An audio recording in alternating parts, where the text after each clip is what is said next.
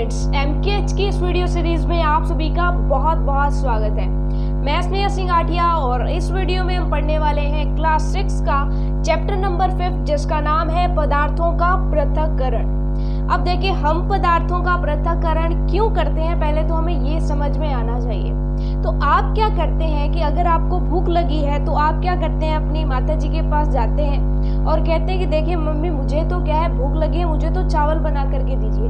तो आपकी माता जी चावल बनाने के लिए सबसे पहले क्या करती हैं कि वो एक प्लेट लेती हैं, उसमें चावल डालते हैं और फिर चावलों को चुनना स्टार्ट करते हैं, ताकि अगर उस चावल में कोई कंकर पत्थर भूल से गिर गया हो या कोई धूल मिट्टी उसके अंदर गिर गई हो या कोई कण जो है यानी भूसी के कण है, कोई भूसी है, ऐसा कोई पदार्थ जो है एक्स्ट्रा मिल गया है जो हमारी बॉडी में जा करके नुकसान पहुंचा सकता है, तो वो क्या करते हैं, उन चीज़ों को निकाल देते हैं और फिर जो प्योर चावल बनते हैं उनको आपको बना करके स्वादिष्ट चावल आपके सामने पेश करते हैं। आप उन चावल्स को खाते हैं और एमकेएच की वीडियोस देख करके बढ़िया पढ़ाई करना स्टार्ट कर देते हैं। तो ऐसे में आपने देखा कि पदार्थों का पृथक्करण हमारे लिए आवश्यक हो जाता है। तो सिंपल सी बात है कि हम पदार्थों का पृथक्करण किस लिए करते हैं।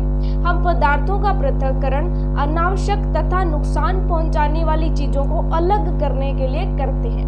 और पदार्थों का पृथक्करण जो है वो कई तरीकों से किया जा सकता है। जैसे सबसे पहला जो सिंपल तरीका होता है वो क्या होता है, हस्तचयन यानी हाथों से चुनने का जो तरीका होता है।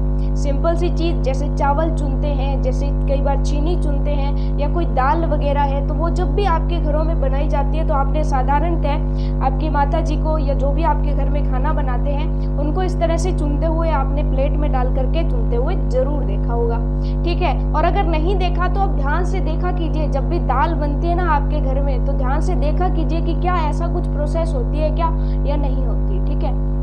अब उसके बाद चलते हैं कि उसके बाद कई सारी विधियां होती हैं। जैसे आपके माइंड में कभी कभी क्वेश्चन तो ये आता होगा कि जो हम आटा खाते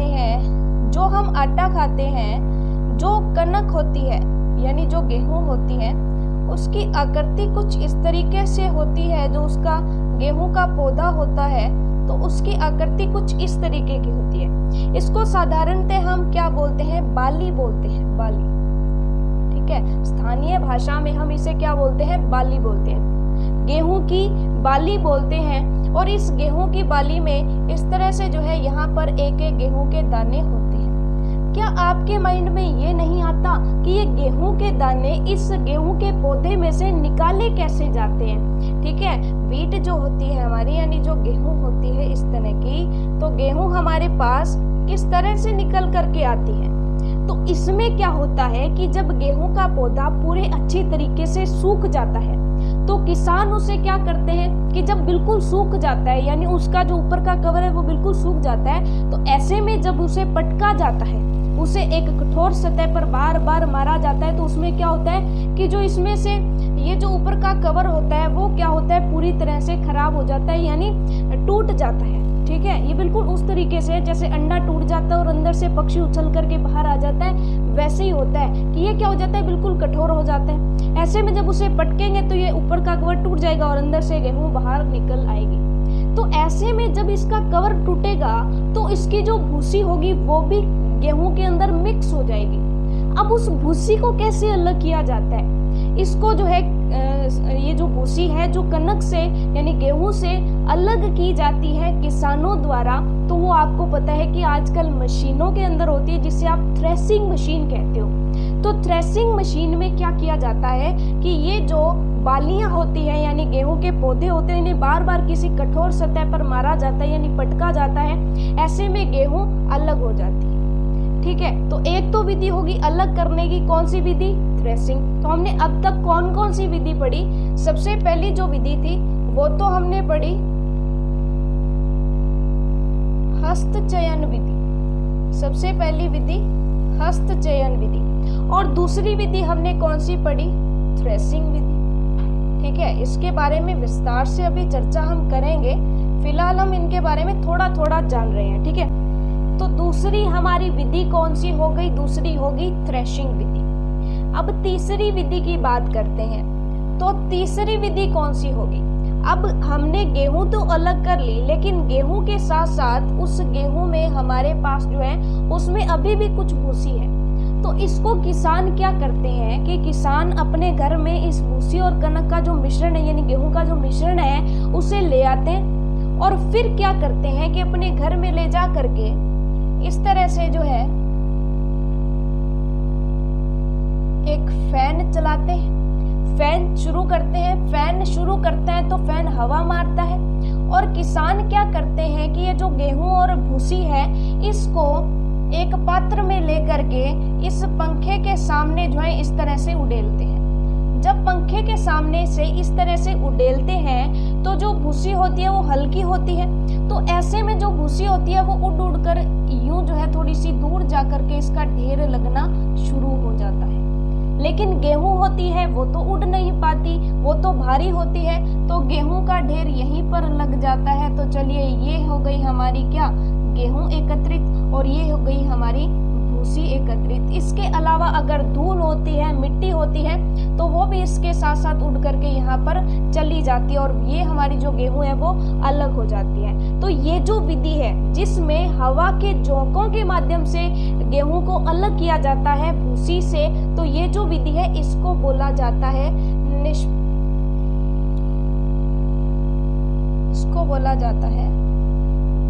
निष्पावन विधि। क्या बोला जाता है? निष्पावन विधि। ठीक है, ये चीज आपको क्लियर हो गई। अब एक तो हो गई हस्तचयन विधि, दूसरी हो गई थ्रेशिंग विधि, तीसरी होगी निष्पावन विधि।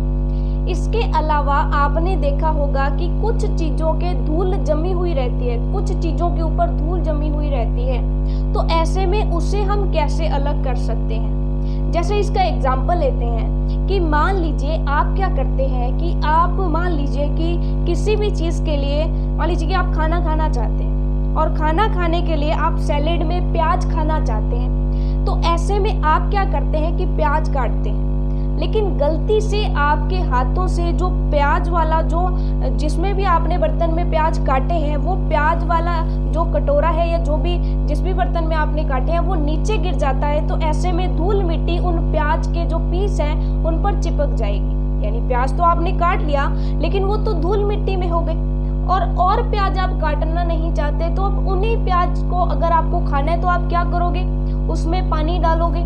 उसमें जैसे ही आप पानी डालोगे तो उसमें आपको एक चीज देखने को मिलेगी कि जो प्याज के पीस होंगे, प्याज जैसे भी आपने काटा है तो उसके जो पीस होंगे वो तो क्या होंगे, नीचे बैठ जाएंगे और जो धूल मिट्टी के कण हैं वो पानी के कारण ऊपर आ जाएंगे। फिर आप क्या करेंगे कि इस बर्तन को टेढ़ा कर देंगे। इस बर्तन को जैसे ही आप टेढ़ा करेंगे वैसे ही ये जो पानी है ये इस तरह से, मान लीजिए कि इस तरह से जैसे ही आप टेढ़ा करते हैं तो और टेढ़ा कर लेते हैं। चलिए, जैसे ही आप इस बर्तन को टेढ़ा करेंगे तो ये जो पानी है वो इस तरह से बाहर आना शुरू हो जाएगा, लेकिन जो आपके प्याज है वो यहीं पर जमा हो जाएंगे। तो प्याज के ऊपर जो धूल मिट्टी जमी हुई थी वो पानी के अंदर आ गई और पानी को आपने क्या कर लिया, जो है पानी को बाहर निकाल दिया और इसको जो है यहीं पर प्याज रह गए। तो इसको आप क्या बोलते हो, इसको निथारना बोलते हैं। क्या बोलते हैं? निथारना बोलते हैं स्थानीय भाषा में, लेकिन हमारी बुक में हम क्या बोलेंगे इसको? बुक में जो है हम बोलेंगे जब हमने प्याज में पानी डाला था तो धूल और मिट्टी के कण जो है हल्के ऊपर आ गए थे, तो इस विधि को हम बोलेंगे अवसादन। क्या बोलेंगे? अवसादन बोलेंगे। यानी अवसादन क्या था कि जब धूल मिट्टी के कण बाहर आ गए, इन पीस से यानी प्याज के पीस से धूल मिट्टी के कण बाहर आ गए और कहाँ पर आ गए, पानी में आ गए, तो इस विधि को हम क्या कहेंगे? अवसादन। और जब हमने इस पानी को उड़ेला, जैसे ही हमने पानी को उड़ेला तो पानी के साथ वो धूल मिट्टी के कण तो बाहर चले गए और जो प्याज थे, साफ सुथरे प्याज जो थे वो आपके यहाँ पर बच गए। तो इसको आप क्या बोलेंगे? इसको आप बोलेंगे निस्तारण विधि। क्या बोलेंगे? निस्तारण विधि। अब यहाँ पे ध्यान दीजिएगा कि ये जो विधियां है ना, इस प्रकार की प्योरीफाई करने की विधियां, पहले हम इसको समझ रहे हैं, फिर हम इन सारी की सारी विधियों को बहुत ही अच्छे तरीके से लिखेंगे भी। ठीक है, एक एक विधि को बहुत अच्छे से डिस्कस करेंगे। और इसी तरीके से एक और विधि होती है जो निस्यंदन होती है। निस्यंदन, इसको हम जो है आगे पढ़ेंगे। रिस्यंदन इसको आगे पढ़ेंगे। और रिस्यंदन के बाद जो हमारी लास्ट विधि होगी वो होगी वाष्पन। ठीक है, वाष्पन का मतलब क्या होता है? वाष्प क्या होती है? जब भी हम जल को उबालते हैं तो भाप बनती है, तो जो भाप होती है उसी को वाष्प कहते हैं। और भाप बनने की जो प्रक्रिया होती है उसी को हम क्या कहते हैं? वाष्पन कहते हैं। तो इस विधि द्वारा, यानी ये जो सारी की सारी विधियां हैं उसमें आप एग्जाम में क्या लिखेंगे और ये विधियां कैसे कार्य करती है, इनकी परिभाषा क्या होगी, ये हम देख लेते हैं नेक्स्ट। तो अब फिर पहली जो हमारी विधि है, पहली विधि हम करते हैं हस्तचयन विधि, कि हाथों से चयन कैसे किया जाता है। सिंपल हाथों से चयन किया जाता है, तो इसमें क्रिया विधि में तो हमें कुछ लिखना नहीं है, तो आप फटाफट से हेडिंग लगा लीजिए हस्तचयन विधि, और आप उसमें लिखेंगे कि इस विधि का उपयोग सामान्यतः दाल अथवा चावल, दाल कोमा चावल या फिर गेहूं में से बड़े आकार के मिट्टी के कणों कोमा पत्थरों तथा भूसी को निकालने के लिए किया जाता है।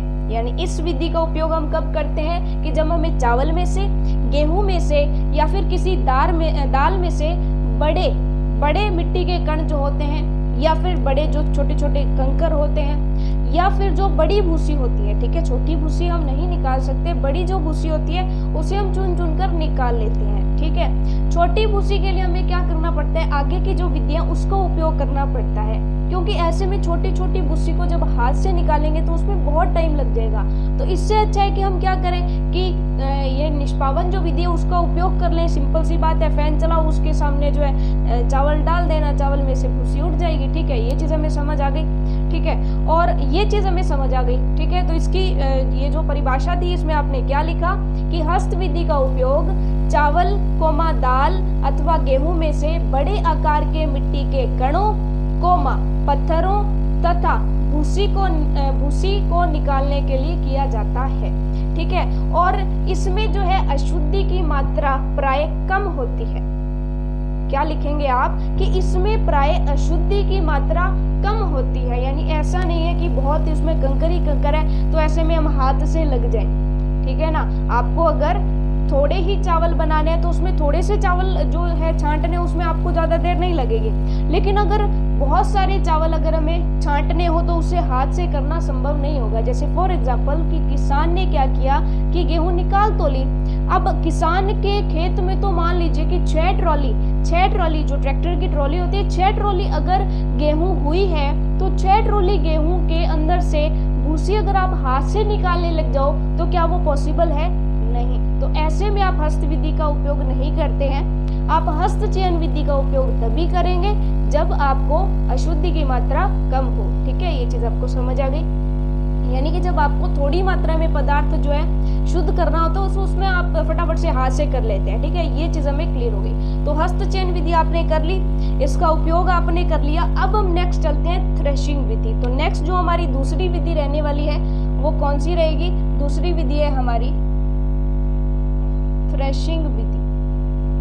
और थ्रेशिंग विधि में आपको पता चल ही गया कि क्या किया जाता है कि गेहूं के सूखे पौधे को किसी सतह पर बार बार पटका जाता है, तो ऐसे में वो भूसी से अलग हो जाती है, यानी उस पौधे से बाहर चली आती है। तो इसमें आप लिखेंगे क्या?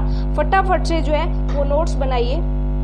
सूखे पौधों की डंडियों से अन्न कणों अथवा अनाज को पृथक करने के प्रक्रम को क्या कहते हैं? थ्रेशिंग विधि कहते हैं। तो आप क्या लिखेंगे कि ये जो डंडियां मैंने बताई, ये जो बालियां मैंने बताई, तो सूखी डंडियों में से अनाज को अलग करने की प्रक्रिया जो है वो क्या है? थ्रेशिंग विधि। तो हम लिख लेते हैं थ्रेशिंग विधि में हम करते क्या है कि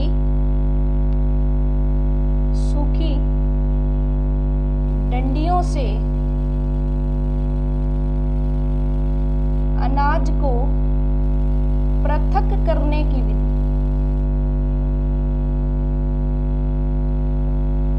ठीक है ना, कि डंडियों को बार बार किसी सतह पर आप पटकोगे, बार बार से पटकोगे तो ये जो है पूरी तरह से चूरा बन जाएगा। तो इसके अंदर जो दाना है वो बाहर आ जाएगा। इसी तरह से जितने भी अनाज हैं वो इसी तरह से निकाले जाते हैं, चाहे वो चने हैं चाहे वो चावल है, तो वो इसी तरीके से निकाले जाते हैं। तो पहली विधि तो हमें समझ आ गई, और इसका एग्जाम्पल जो है, सबसे बड़ा एग्जाम्पल हमें पता चल गया कि जो मशीन आजकल आती है उस मशीन का नाम भी थ्रेशिंग विधि है। जो गेहूँ थ्रेशिंग मशीन है, तो जो गेहूं को अलग किया जाता है मशीन के द्वारा, वो कौन सी मशीन होती है? थ्रेशिंग मशीन होती है। तो आप यहाँ पर लिख सकते हैं कि आजकल थ्रेशिंग विधि द्वारा मशीनों से अशुद्धियों को अलग किया जाता है, यानी मशीनों का उपयोग आजकल होने लगा है। तो दूसरी विधि ये हो गई। तीसरी विधि जो है कौन सी? निष्पावन विधि। निष्पावन विधि में आप क्या लिखेंगे? निष्पावन विधि में हम किसका उपयोग करते हैं? हवा के झोंकों का उपयोग करते हैं। तो आप लिखेंगे कि हवा के झोंकों का। अब सिंपल सी बात है कि वैसे तो क्या होता है कि जब गेहूं का सीजन आता है तो आपको पता है कि राजस्थान में आंधियां चलती हैं। राजस्थान में आंधियां चलती है तो जिस दिन आंधी आने वाली होती है किसान चले जाते हैं खेत में। किसान खेत में चले जाते हैं और खूब सारी आंधी इधर उधर उड़ रही होती है, हवा चल रही होती है। ऐसे में किसान क्या करते हैं कि जो गेहूं होती है उसको उठाते हैं और यूं जो है ऊंचाई से जब गिराते हैं तो गेहूं तो वहीं गिर जाती है, और उसकी जो भूसी होती है, जो हल्की अशुद्धियां होती हैं, वो इधर उधर उड़ करके चली जाती हैं। और आपने देखा होगा कि जब गेहूं का सीजन होता है तो हमारा पर्यावरण बहुत ही प्रदूषित होता है। तो वो इसी वजह से होता है, क्योंकि खेतों में क्या चल रही होती है? कौन सी विधि चल रही होती है? निष्पावन विधि। इससे भूसी क्या हो रही है? इधर उधर उड़ रही होती है, तो वो वायुमंडल में पहुंच जाती है और हमारे घरों तक भी आ जाती है। तो देखिए कितना अच्छा जो है उस समय मौसम होता है, और ऐसे में जो है किसानों को खूब मौका मिलता है कि वो निष्पावन विधि का उपयोग कर पाए, क्योंकि हवाएं खूब चलती हैं। और देखिए भगवान ने, अगर हम हमारी भाषा में बोलें तो कितनी अच्छे से जो है हमारी दुनिया को डिज़ाइन किया है। जब हमें किसी चीज़ की ज़रूरत होती है उसी समय में वो चीज़ जो है हमें भगवान जो है वो प्रोवाइड करवाता है। ठीक है ना, ये चीज़ मान करके चलिए आप। चलिए फिर फटाफट से जो है नोट्स बनाइए आप। निष्पावन विधि में लिखिएगा। निष्पावन विधि में करते क्या है? पवनों या हवा के झोंकों के द्वारा हम हल्के पदार्थों और जो भारी पदार्थ हैं उनको अलग अलग करते हैं। तो यही आप लिखिए।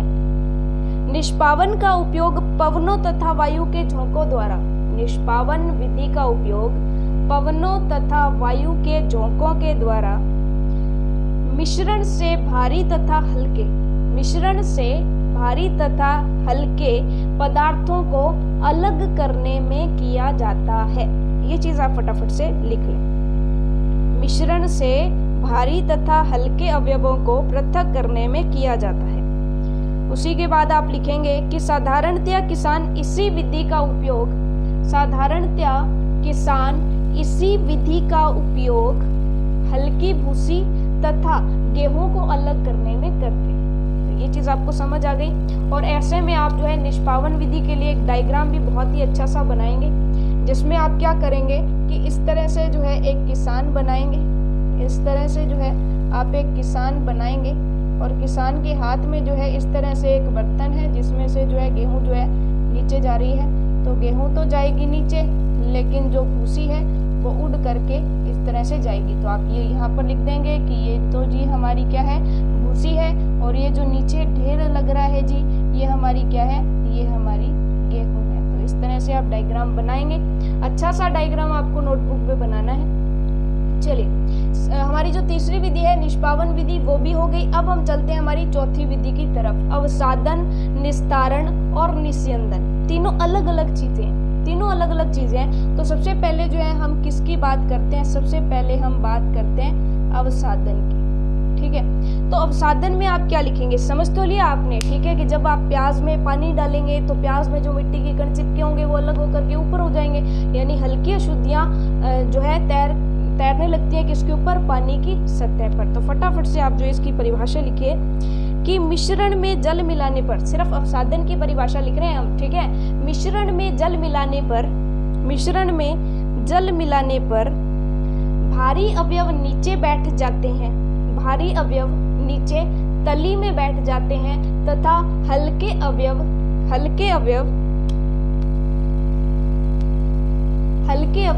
जल की सतह पर तैरने लगते हैं। इस प्रक्रम को अवसादन कहते हैं। तो इसमें आप डायग्राम बनाएंगे। क्या डायग्राम बनाएंगे कि ये हमारा बर्तन है, बर्तन में जो है हमने क्या किया, पानी लिया और पानी में जो भी हमारा मिश्रण था वो हमने डाल लिया। जैसे हमारे क्या थे, मिट्टी में गिरे हुए प्याज थे, तो ऐसे में जो हमारे प्याज होंगे वो तो क्या होंगे, नीचे बैठ जाएंगे। और यानी प्याज क्या थे, भारी अवयव थे। प्याज के क्या थे, भारी अवयव थे। तो भारी अवयव तो जो है क्या करते हैं, नीचे बैठ जाते हैं। और हल्के अवयव जो है यानी धूल के कण जो है, धूल मिट्टी के कण, वो हल्के होकर के क्या करते हैं, सतह पर तैरने लग जाते हैं। तो आप कह देंगे कि ये हमारे हल्के अवयव हैं। तो ये विधि होगी अवसादन। अवसादन का मतलब दोनों का अलग अलग होना है सिर्फ, ठीक है। दोनों अलग तो हो गए लेकिन अभी है तो इसी बर्तन के अंदर, तो उनको अलग कैसे करेंगे, अलग करेंगे हम निस्तारण विधि द्वारा। तो दूसरी जो विधि है आप लिखिए, दूसरा जो प्रक्रम है वो कौन सा है, दूसरा प्रक्रम है निस्तारण। तो निस्तारण के अंदर हम क्या करेंगे, इस बर्तन को टेढ़ा करेंगे। जैसे ही इस बर्तन को टेढ़ा करेंगे तो ये जो पानी है, ये जो गंदा पानी, ऊपर धूल वाला पानी, वो निकल जाएगा और भारी अवयव जो है वो पेंदे पर जमा रह जाएगा। तो आप लिखिए, अवसादित मिश्रण को, अवसादन कर दिया, अवसादन हमने कर दिया, इनको अलग अलग कर दिया तो ये अवसादित हो गया। अवसादित मिश्रण को बिना हिलाए जल को मिट्टी सहित उडेलने का प्रक्रम, ठीक है, समझ गए आप। बिना हिलाए, बिना हिलाए जल को मिट्टी सहित, मिट्टी के साथ उडेलने का प्रक्रम क्या कहलाता है दोस्तों, निस्तारण कहलाता है। बहुत इंटरेस्टिंग है। आपको क्या करना है कि जो प्याज आपके मिट्टी के प्याज है वो इसमें डालिए, मिट्टी और प्याज अलग अलग हो जाएगी, इसको टेढ़ा कर लीजिए बिना हिलाई। जैसे ही आप इसे उडेलेंगे तो मिट्टी वाला जल बाहर आ जाएगा और यही प्रक्रम हमारा क्या हो जाएगा, निस्तारण हो जाएगा। अब यहाँ पे आपने अगर देखा, यहाँ पे अगर आपने देखा तो इसमें हमने क्या किया कि बाहर किस चीज को निकाला, बाहर हमने अशुद्धि को निकाला, ठीक है। एक तो होती है हमारा शुद्ध पदार्थ, उसमें जो भी ऊपर से गिरा, मिट्टी गिरी, कंकर पत्थर गिरे, भूसी गिरी, वो सारी की सारी क्या है, अशुद्धियां हैं। तो हमने क्या किया कि अशुद्धियां हल्की होकर के ऊपर आ जाएगी, उनको निकाल दिया। लेकिन निस्यंदन में अशुद्धियां तो वहीं रहेंगी। ध्यान से सुनिएगा, बहुत इंटरेस्टिंग है ये। निस्यंदन में जो अशुद्धियां हैं वो तो वहीं रहेगी, लेकिन जो शुद्ध पदार्थ है वो चला जाएगा।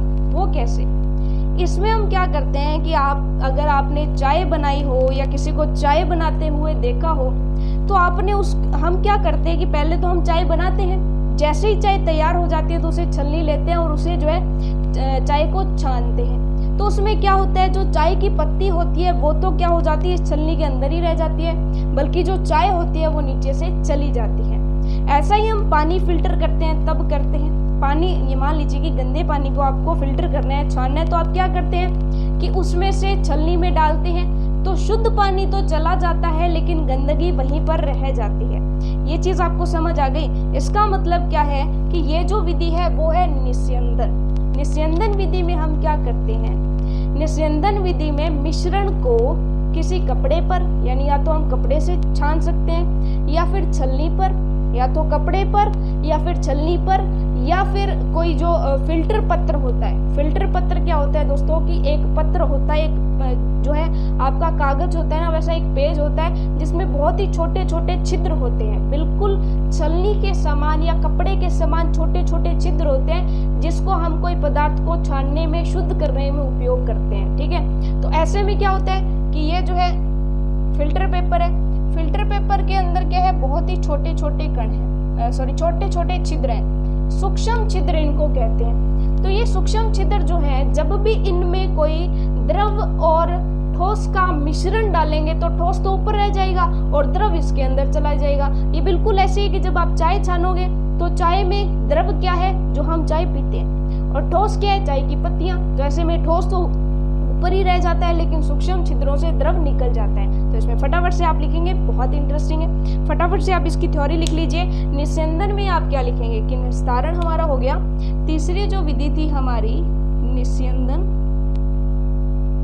इसके अंदर आप फटाफट से इजी सी लाइन लिख लीजिए, ठोस पदार्थ और द्रव को, ठोस पदार्थ और द्रव को एक फिल्टर के माध्यम से, ठोस पदार्थ और द्रव को एक फिल्टर के माध्यम से मिश्रण से अलग करने की प्रक्रिया क्या है? निस्यंदन है। ये चीज आपको समझ आ गई कि ठोस पदार्थ और द्रव को फिल्टर के माध्यम से मिश्रण से अलग करने की प्रक्रिया, यानी हमने ठोस और द्रव को अलग अलग कर लिया, ये जो प्रक्रिया है निस्यंदन कहलाती है। पहली लाइन आपकी कंप्लीट हो गई। इसके बाद चलते हैं दूसरी लाइन जो आपको लिखनी है, वो फटाफट से दूसरी लाइन लिखिए। जिसमें छननी, एक तो आपकी छलनी यूज हो जाएगी, दूसरी आप यूज करेंगे फिल्टर पेपर, फिल्टर पत्र, और तीसरा आप यूज करेंगे किसका? कपड़े का। तो लिखिए जिसमें छननी, फिल्टर पत्र, कपड़े के सूक्ष्म छिद्रों में से द्रव छन जाता है। जिसमें कपड़ा, फिल्टर पत्र या फिर आप क्या ले लीजिए? छलनी ले लीजिए। तो इनके सूक्ष्म छिद्रों से द्रव तो छन जाता है, लेकिन ठोस पदार्थ उन्हीं के अंदर रह जाते हैं। तो ये आपकी दूसरी लाइन होगी। आपने निस्यंदन को बहुत ही अच्छी तरीके से समझा दिया, लिख दिया। अगर आपने इस तरीके से बेहतर ढंग से लिख दिया और छोटे छोटे डायग्राम बना लिए ना, तो एग्जामिनर आपको खुश होकर के नंबर देगा, मैं आपको बता दूं। अब चलते हैं स्टूडेंट्स नेक्स्ट। निस्यंदन के बाद वाष्पन से पहले एक और विधि होती है। वाष्पन से पहले एक और विधि होती है जिसको हम चालनी विधि कहते हैं या चालन विधि कहते हैं। चालन, आपने किसी भी चीज से आटा छानते हुए अपनी माताजी को देखा होगा, और आटा हम किससे छानते हैं? बेसिकली छलनी से छानते हैं, ठीक है। तो वो भी प्रक्रिया लगभग कैसी हो गई? निस्यंदन के जैसी ही हो गई। तो फटाफट से आप ये लिख लीजिए कि निस्यंदन को जो है वो चालन विधि भी कहते हैं। वैसे आपकी बुक में जो है वो चालन विधि अलग से दे रखी है, तो चालन विधि आप अलग से भी कर सकते हैं। तो फटाफट से आप अलग से कर लीजिए। इसमें हम क्या करते हैं? देखिए, हम जो है चौथी विधि जो है हमारी,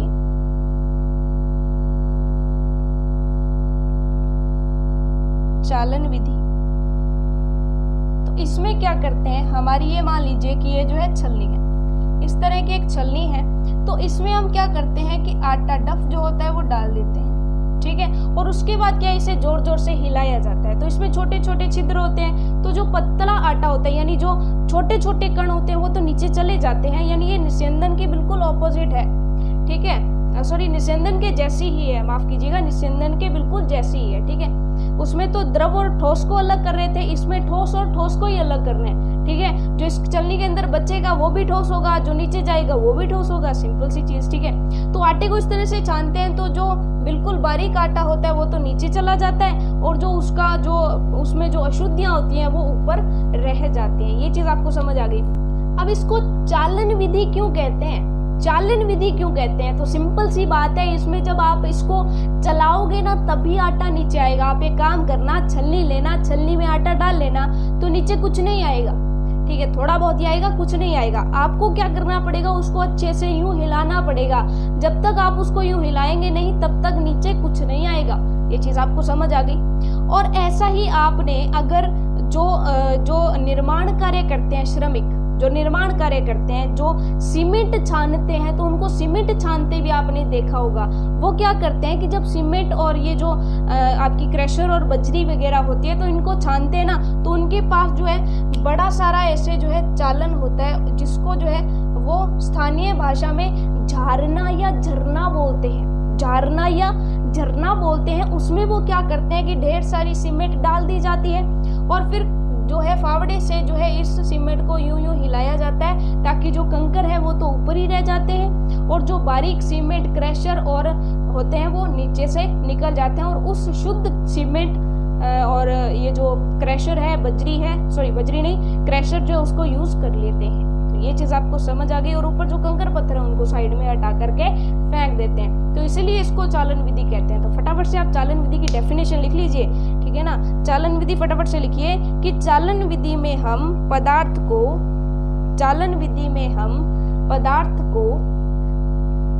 चालनी या छननी, दो चीज आप कर सकते हो, चालनी या छननी में डाल करके हिलाते हैं, ठीक है। सिंपल सी बात है कि हम इसमें पदार्थ को छलनी में डाल करके जोर जोर से हिलाते हैं, तो सूक्ष्म पदार्थ तो छलनी में से छन करके नीचे चले जाते हैं। सूक्ष्म पदार्थ छलनी में से छन करके नीचे चले जाते हैं, लेकिन जो बड़े कण होते हैं या जो बड़े आकार के पदार्थ होते हैं वो छलनी के ऊपर ही रह जाते हैं। तो इस विधि को क्या कहते हैं? चालन विधि कहते हैं। क्यों कहते हैं? क्योंकि उसको हमें चलाना पड़ता है। ये चीज आपको समझ आ गई। नेक्स्ट फिर लास्ट है वाष्पन। लास्ट विधि है वाष्पन और वीडियो का लास्ट टॉपिक है वाष्पन। इसको मजेदार तरीके से पढ़ते हैं। देखो, वाष्पन का मतलब क्या होता है? वाष्पन का बेसिक सा मीनिंग होता है कि जब भी आप किसी बर्तन में पानी डाल करके उसके नीचे जो है आग जला देते हो। आपने क्या किया कि बर्तन में पानी डाला और उसके नीचे जो है आग जला दी, तो इसमें क्या होगा कि बर्तन का जो पानी है वो भाप के रूप में उड़ने लगेगा। और ये जो भाप है ना दोस्तों, इसी को हम क्या कहते हैं? वाष्प कहते हैं। अगर इसके अंदर जल डाला है तो ये जल वाष्प हो जाएगी, या किसी और पदार्थ को डाला है तो उस और पदार्थ की वाष्प हो जाएगी। तो आप वाष्प समझ गए। किसी चीज को उबालना, उसकी वाष्प बनती है, तो उस प्रक्रम को क्या कहते हैं? वाष्पन कहते हैं। अब आपके माइंड में कभी कभी एक क्वेश्चन नहीं आता क्या कि जब भी आप अपने, देखिए हम सब कुछ जो है घरेलू एग्जाम्पल ले रहे हैं जो आपने आराम से देखे होंगे, ठीक है।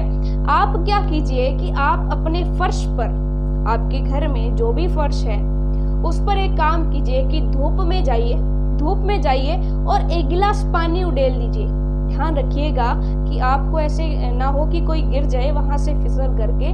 आपको क्या करना है? सावधानी पूर्वक पानी डाल देना है फर्श पर। तो क्या वो पानी 2-3 दिन के बाद वहीं पड़ा रहेगा? 2-3 दिन छोड़िए, क्या वो 3-4 घंटे में वहीं पड़ा रहेगा क्या? बिल्कुल नहीं। आपका आंसर होगा बिल्कुल नहीं। क्यों? क्योंकि वो क्या होता है, पानी तो उड़ जाता है। किस वजह से उड़ जाता है? क्योंकि सूर्य की धूप उस पर पड़ रही है। धूप की वजह से वो तो वाष्प में बनकर, भाप बनकर के उड़ जाता है। तो आपने कई बार देखा होगा कि जब भी हम घरों की सफाई करते हैं, या कहीं भी पानी डाल देते हैं, तो वो पानी क्या होता है? अपने आप सूख जाता है। पता ही नहीं चलता कैसे सूख जाता है, कहाँ चला जाता है वो पानी, ठीक है। तो आपके माइंड में आता होगा कि वो पानी कहाँ चला जाता है, तो वो पानी भाप बन करके उड़ जाता है और कहाँ चला जाता है? बादलों के पास चला जाता है। और बादल क्या करेंगे? बारिश करेंगे। ये हम आगे आगे पढ़ेंगे, ठीक है। लेकिन फिलहाल हमारे लिए है कि वाष्पन का मतलब समझे आप, कि जहां भी जल होगा वहां पर वाष्पन होगा ही होगा, ठीक है। आप सूर्य छोड़िए, आप एक काम कीजिए कि ऐसी जगह जहां पर धूप आती ही नहीं, ऐसी जगह जहां पर धूप नहीं आती, वहां पर पानी डालिए। क्या वहां पर पानी सूखता नहीं है क्या? बिल्कुल सूखता है, वहां पर भी पानी सूख जाता है। तो इसका मतलब क्या है कि गर्मी की वजह से या सूर्य के प्रकाश की वजह से, गर्मी की वजह से जहां पे भी जल होगा वहां पे वाष्पन होगा। ये बात आप गांठ बांध लो, ठीक है। और इस विधि द्वारा हम क्या करते हैं कि अगर जल में कोई चीज घुली हुई होती है, जैसे फॉर एग्जाम्पल आपने क्या किया कि एक गिलास लिया और इस गिलास में पहले तो पानी भर लिया, उसके बाद इसमें जो है 2-3 चम्मच नमक आपने घोल लिया। 2-3 चम्मच नमक जब आपने घोल लिया, अब आपकी माता जी ने पूछा कि जो मैंने यहाँ पे 2-3 चम्मच नमक रखा था वो कहाँ गया, और आपको ये नमक अब वापिस से चाहिए, तो आप क्या करेंगे? तो आप फंस गए। आपने तो वो नमक इस पानी में डाल दिया, अब आपको ये नमक वापिस से चाहिए, तो अब आप क्या करेंगे? आपको क्या करना है कि ये जो पानी है ना, इसको गर्म कीजिए। जैसे ही आप इसको गर्म करेंगे तो पानी तो भाप बन करके उड़ जाएगा, और इसमें क्या बच जाएगा? नमक बच जाएगा। नमक निकाल करके आपको जिसको देना हो दे दीजिएगा। तो इसमें एक बहुत ही इंटरेस्टिंग चीज पता चलती है कि वाष्पन विधि से हम पानी में घुली किसी भी चीज को पानी से अलग कर सकते हैं। कोई भी चीज आपकी पानी में घुल गई, ठीक है, उसको आप क्या कीजिए कि पानी तो भाप बना करके उड़ा दीजिए, ठीक है, और जो बच जाएगा वो आपका पदार्थ जो है वो बच गया, ठीक है। सिंपल सी चीज। तो इसको आपने जो है एक और एग्जांपल से देखा होगा कि जब भी आप गर्म दूध को किसी प्लेट से ढक देते हैं तो उस दूध के अंदर जो भी पानी होता है वो उस प्लेट के पैंदे पर चिपक जाता है। मान लीजिए कि इस तरह से जो है आपके पास एक बर्तन था जिसके अंदर दूध था, और आपको ये दूध अभी नहीं पीना, तो आपने क्या किया कि एक प्लेट से इस जो ग्लास है इसको ढक दिया। तो आपने देखा होगा कि इस प्लेट के यहाँ पर अंदर की साइड कुछ पानी जमा हो जाता है कुछ समय के बाद। तो वो किस वजह से हो जाता है? यहाँ पर वाष्पन होता है, यानी यहाँ पे जो दूध वाले अंकल ने जितना भी पानी मिलाया था वो कहाँ पर आ गया? इस प्लेट के अंदर आ गया। ठीक है, इस प्लेट पर आकर के जैसे ही भाप, क्योंकि भाप बन करके उड़ती है, भाप बन करके उड़ी तो ये प्लेट ऊपर से ठंडी थी, भाप उस ठंडी प्लेट पर चिपकी तो भाप ठंडी होकर के क्या बदल गई? पानी में बदल गई। तो आप जैसे ही उठाओगे ना तो ये जो है पानी आया कहाँ से? दूध के अंदर से आया। इसका मतलब वाष्पन से हमने दूध और पानी को भी अलग कर लिया। ठीक है, इस चीज को आप समझे?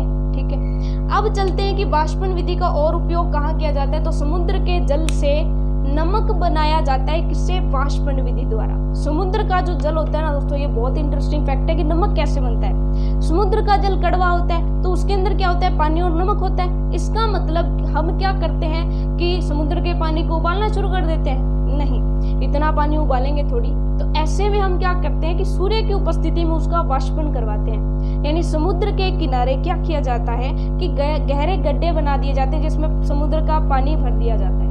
समुद्र का पानी वाष्पित होकर के उड़ता रहेगा और उस गड्ढे में क्या भर जाएगा? नमक भर जाएगा। फिर वो नमक उठा करके फैक्ट्रीज में लाते हैं, उसमें आयोडीन वगैरह जो है आपकी पूर्ति करते हैं और उसकी गुणवत्ता की जांच करते हैं और आपको आपके घरों में पैकिंग करके भेज देते हैं। तो ये चीज आपको समझ आई। तो होपफुली दोस्तों आपको ये जो चैप्टर है पदार्थों का पृथक्करण, इसकी जितनी भी विधियां हुई वो आपको समझ में आई होगी। बहुत ही मजेदार ये चैप्टर था, इसमें कई सारी हमने नई चीजें सीखी। तो चैप्टर 5 आपका होता है यही कंप्लीट। अगर आपको वीडियो पसंद आई है तो लाइक करिएगा, शेयर जरूर करिएगा अपने दोस्तों के साथ। कमेंट करके अगर कोई डाउट है या कोई क्वेश्चन आप पूछना चाहते हैं तो वो कमेंट में आप जो है पूछ सकते हैं। तो मिलते हैं नेक्स्ट वीडियो में नेक्स्ट चैप्टर के साथ। तब तक के लिए all the best for your self studies.